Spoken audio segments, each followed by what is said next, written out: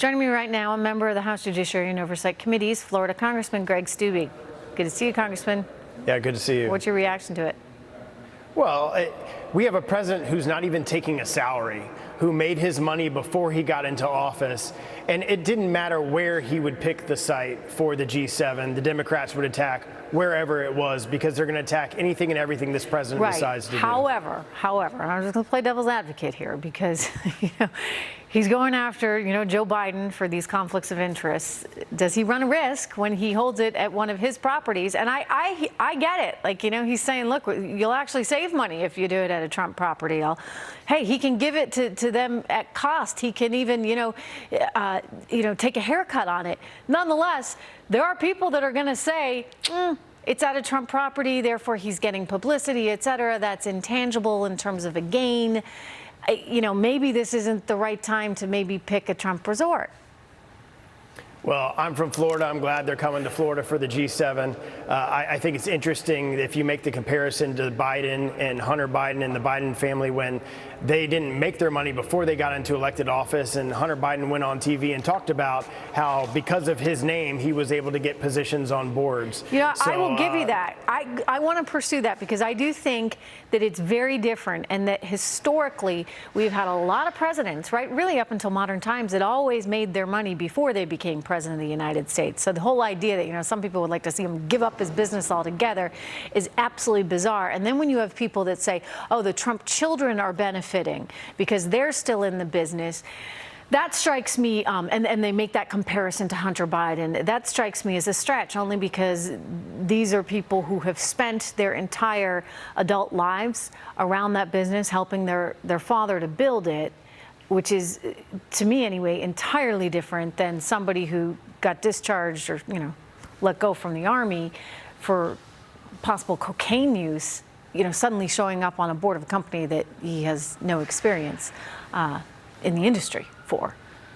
Well, right? And the it's American different. people elected Trump knowing that he had this experience and this expertise and made all of this money being successful in business. They elected him because of his experience. Do you think anybody really cares, too? I mean, that's part of it as well. I can guarantee you people in Florida and in my district don't care where the G7 is held in the United States. And quite frankly, as a Floridian, I'm glad that the world leaders are coming to Florida. Let me turn to the impeachment hearings because it's very interesting to me what is being leaked. For example, Fiona Hill's testimony about John Bolton, that was quite deliberately leaked out. The Sunland stuff today. I mean, there's all this testimony going on, I think most of which probably isn't fitting the narrative that they want. And yet, when you get the little drips and drabs that do, boom, presto, it's on the news, lickety split. Again, all of this is done in secret. How do you think this news cycle is working in terms of, the Fiona Hill stuff getting out, et cetera? So I was in the Sondland deposition this morning, and later in the afternoon when I went back to the classified briefing room at the basement of the Capitol where this deposition was going on, I looked up at the TV and they had CNN on, who was already reporting about what was said in that deposition 3 hours earlier. And I asked one of the intel people there, one of the classified people there, and I'm like, how is this information getting out when all of this supposedly is classified? So obviously we have people, we're having this complete impeachment secrecy hearings where the American people don't get the transparency and the understanding of what's being said and the totality of what's being said. Why can't they just say it in front of cameras? Yeah, and bits and pieces are being fed to the American people, and literally CNN several hours later is putting out what the Democrats want to be put out. And I tell you, it's very frustrating for me when you look at historically how the impeachments have gone. You have Clinton and Nixon, where Clinton had his own personal lawyer who was able to cross-examine Ken Starr. You had all of this that was open into the public, and you have all of these hearings being held in secret. Inquiry votes back then. Imagine that.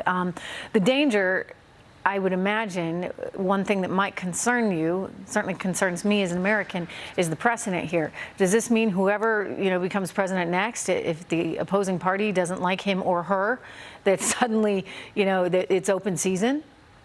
Yeah, and if you look at some of the Federalist Papers, they talked about if you have a purely partisan impeachment proceedings, that is not what the Constitution is about. It needs to be bipartisan, it needs to be transparent, it needs to be open to the American people. And the fact that this is all happening, I mean, I think the Democrats learned from the whole Mueller escapade by having that entire hearing in the public. I think they learned that that didn't work out well for them. So they're going to have all of these hearings and depositions in secret so they can leak out exactly what they want to leak out. They can pick and parch what they want to put into Schiff's report and then use that as articles of impeachment. Congressman it's really Stubbe, sad.